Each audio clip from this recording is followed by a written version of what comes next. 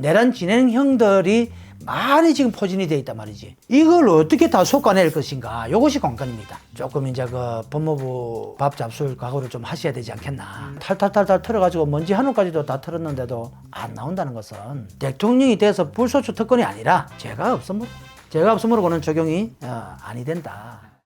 안녕하십니까, 개비대감입니다. 반갑습니다. 반갑습니다. 저희가 오늘 촬영 날짜가 네. 5월 13일입니다.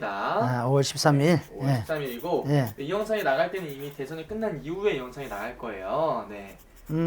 대선 이후에 나갈 거예요. 대선 이후. 네. 그래서 이미 대통령 후보님이 결정이 된 시기에 이 영상이 나가는 건데 이제 스님께서 말씀해 주셨던 거는 이재명 후보님이 당선이 될 것이다. 네, 그렇습니다. 확정이다. 이렇게 네. 미리 말씀해 주시고 네. 계시잖아요. 그러면은 저희가 미리 앞서서 네. 과연 이재명 후보님이 당선된 그럼 그 이후에 대한민국은 어떤 모습일까? 앞으로의 국군에 대해서 한번 말씀해 주시면 어떨까 싶습니다. 우리나라의 국군 네. 당선 이후에 네. 야, 이거는 계엄 때보다 더 어렵네, 주제가. 계엄은 아싸하게 드러나서 살피기도 수월했더만 이건 더 어렵구만. 향후 제가 따로 지인들한테 그런 말씀을 자주 드리곤 했습니다. 야, 누구가 되면은 국군이 향후 10년이 힘들고 누구가 되면은 향후 20년이 힘들다는 말을 들어서 제가 자주 지인들한테 하긴 했습니다만은 이 전 대통령 당선이 될 때에 제가 계룡산 천안 명성 계룡산에서 기도를 내려갔다가 이제 새벽녘에 기도 갔다가 올라갔다 내려와서 이제 결과물을 하긴 했는데, 그때는 정말 이 정말 경합이 정말 종이 한 장 차이겠다라고 이제 이렇게 대화를 나누다가 내려왔었는데 전혀 의외의 결과가 그렇게 떨어졌더라고.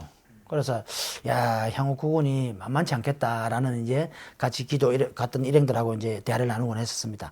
이 당시 당선이 된 이후에 저는 이재명 지금 현재 대표 이재명 후보가 지금 대선 당선 확정이라고 저는 봤습니다. 네. 봤기 때문에 이 이재명 대통령께서 이제 향후 이제 이재명 대통령께서 국군을 어떻게 끌어갈 것이냐, 여기에 대해서 조금 말씀을 좀 드려보겠습니다. 네, 좋습니다. 자, 정말 어렵습니다. 네. 자, 국군이 우리가 그렇습니다. 몸이 한번 상하고 나면은, 건강을 한번 잃고 나면은 회복을 하는데 상당한 시일이 요구가 됩니다. 하물며 나라의 운이 세계적으로 다 네트워크가 되는 국군을 갖다가 이렇게 쓰레기통에다 거꾸로 처박아 놓은 상태에서 이걸 다시 끄집어내서 다시 재정비하고 정관계의 사람들 다 인사관리 또 하고 하는데, 재정비하는 데만 해도 나 몇 년 걸릴 것 같아요. 그러면은 아무리 능력이 그냥 하늘을 찌르는 능력이 있고 정치라든지 또 살림살이의 귀재라고는 하나 이 정비하는 데만 해도 벌써 만만치 않게 걸릴 것이란 얘기죠. 왜? 이미 그 요소에 그 중요한 그 요직에 내란 진행형들이 많이 지금 포진이 되어 있단 말이지. 이걸 어떻게 다 솎아낼 것인가, 이것이 관건입니다. 현재 진행형의 그 요직에 있는 내란 관련자들을 다 색출해내는 이것이 관건입니다. 제가 예전에 일본어를 공부를 좀 했었는데, 네. 한국 사람들이 일본에 가서 이제 살면서 일본 사람들이 한국 사람하고 진짜 일본 사람하고 구분을 짓는 방법이 있었대요. 네. 그래, 그게 지금 그 단어가 지금 생각이 안 나요. 유일하게 우리나라 사람들만 그 발음이 안 되는 단어가 있대. 그래, 이제 발음을 하게끔 이제 문장을 갖다 던져주는 거예요. 말해보라 그러는 거예요. 예를 들어서 우리나라 말 같으면은 홍길동이라 그러면은 홍길동을 말을 시켜 보면은 발음의 차이가 난대요. 일본인이랑 일본인 사람이랑 우리나라 사람이랑 발음의 차이가 난대. 네.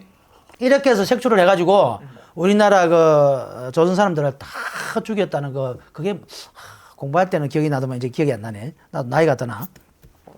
그래서 아마 이 내란 진행형에 있는 그 요직에 있는 사람들을 어떻게 색출을 해가지고 정리를 하느냐, 이것이 향후 국군의 판가름입니다. 그리고 이 이후에 또 저도 마찬가지입니다. 좀 태평성대가 이루어졌으면 너무나 좋겠다는 바람을 가지고 있는 백성의 한 사람입니다. 허나 일단 민생적인 부분이나 또 서민들이 살아가기에는 그래도 응급수술을 갖다가 반드시 이재명 대통령은 이루어낼 것입니다. 이것은 대통령 당선 확정된 기준으로 말씀드리는 겁니다. 네. 오늘 5월 13일이니까. 민생을 살리는 데는 그래도 여느 대통령보다는 크게 기여를 할 것입니다. 그래서 그래도 어찌되었든 간에 뭐 여기서 좀 이런 말하고 저기서 뭐 구설 시비에 그렇게 사법적으로 그냥 테러를 당하더라도 민생을 살리는 데는 그래도 이만한 그 대통령이 없구나 라는 정도의 찬사를 좀 받을 만한 구군이 전개가 됩니다. 단 여기서 또 항상 삼남한성의 이치가 음양이 존재하게끔 마련이죠. 양적인 게 있으면 음적인 게 있거든. 네. 그런데 민생적으로는 이렇게 크게 숨고를 갖다가 좀 틔워줄 수 있으나 정치적으로는 또 피바람이 또 붑니다. 제가 이런 말 참 사용 안 하고 싶은데 네. 정치적으로 이 또 피바람이 불어온단 말이지. 그러면은 그 지금 잠재되어 있는 요직에 지금 숨어 있는 그 내란 동조자들이 내란 동조자들과 또 개혁을 하려고 하는 그 민주주의의 그 정치 투사들과 이게 이제 대립이 일어난다는 얘기지.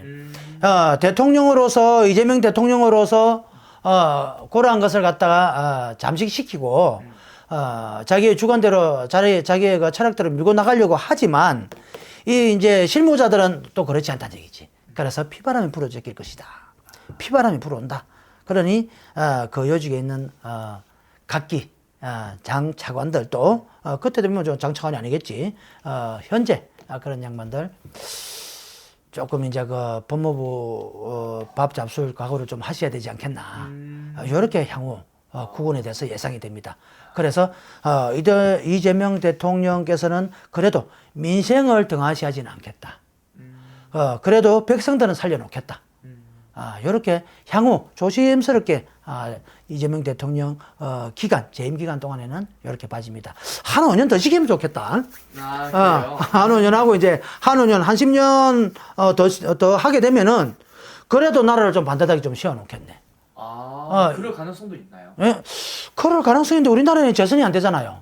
뭐 법을 개헌을 한다든지. 그러면은 가능하죠.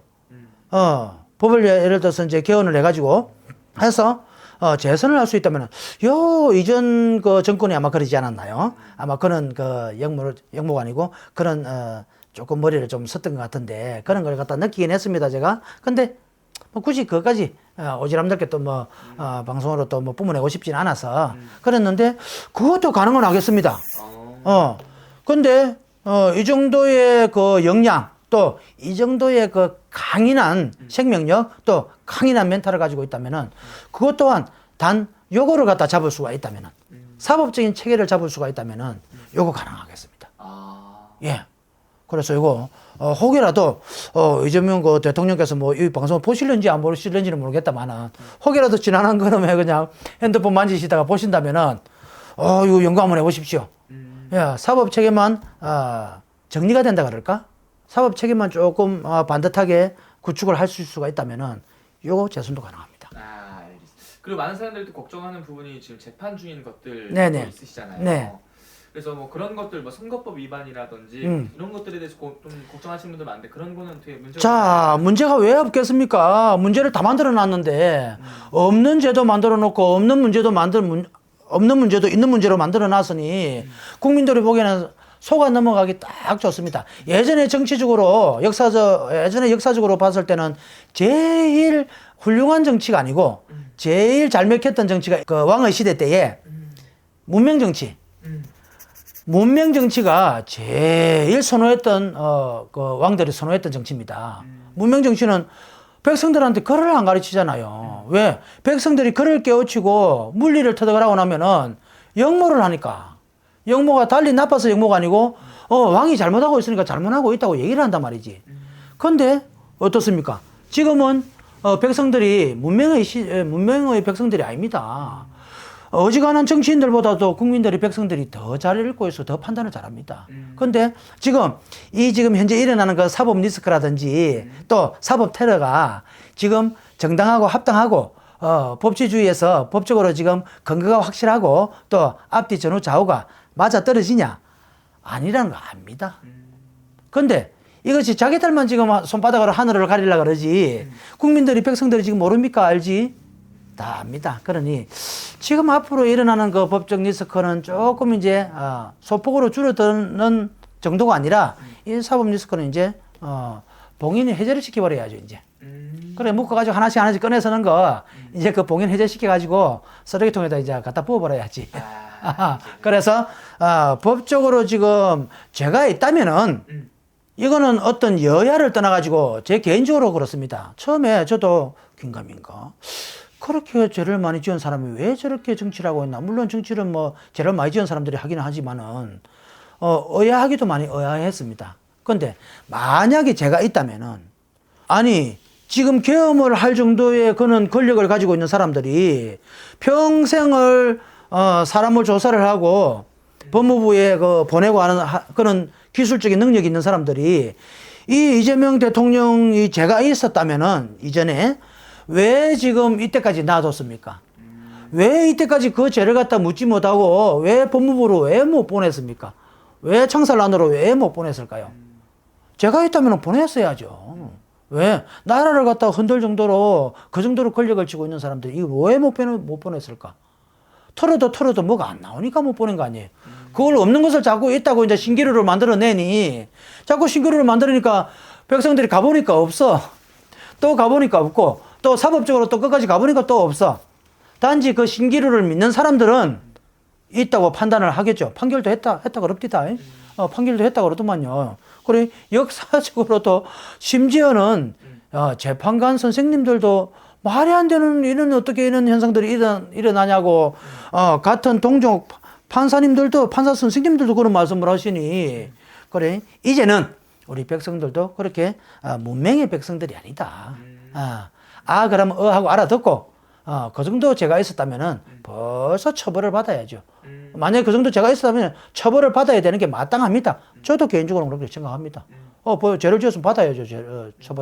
벌을 받아야 되고. 그런데 그렇게 털어도 수백 명이 그냥 수천 명이 달라들어서 그냥 탈탈탈탈 털어가지고 먼지 한 올까지도 다 털었는데도 안 나온다는 것은 능력이 부족이거나 권력이 무능함이거나 아니면 죄가 없거나. 그러니 사법 리스크는 이제 대선 이후로다가 대통령 확정 이후에는 대통령이 돼서 불소추 특권이 아니라 그 적용을 받는 것이 아니라 죄가 없으므로 그는 적용이 아니 된다. 그래서 사법 리스크에 대한 것은 대선 이후에는 손먼지 날아가듯이 툴툴 날아갈 것이다. 이렇게 전망이 됩니다. 알겠습니다. 네. 오늘 또 좋은 말씀 또 감사합니다. 네, 고맙습니다. 깨비대감이었습니다.